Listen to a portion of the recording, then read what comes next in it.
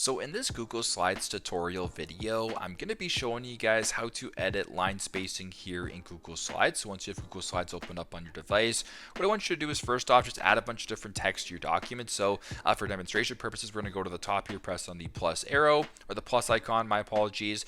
Then go to where it says text right above image, right below comment.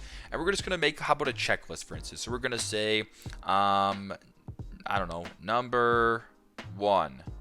Number 2, number 3. So as you can probably tell, we'll center this a little bit as well. We'll center the entire thing as well, just so it's a little bit easier to see. So just like that.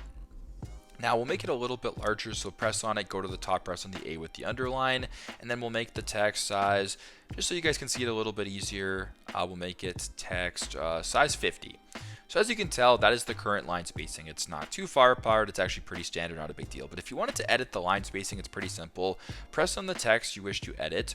Go to the top and press on the A with the underline. Get into this screen. So right where it says text, actually press on where it says paragraph right here. A whole bunch of different options. Now, if you want to change line spacing, it's pretty simple. Right at the bottom where it says line spacing, as you can tell, it's at 1. If you press on the arrow going up, you can actually change it to 2. You can make it down to 1.5. You can basically play around with it, whatever you want. So if you wanted to make it 1.5, there you go.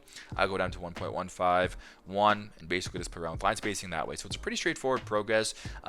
Pretty straightforward, yeah, as I mentioned before. Thanks again for watching, and I hope this video helps.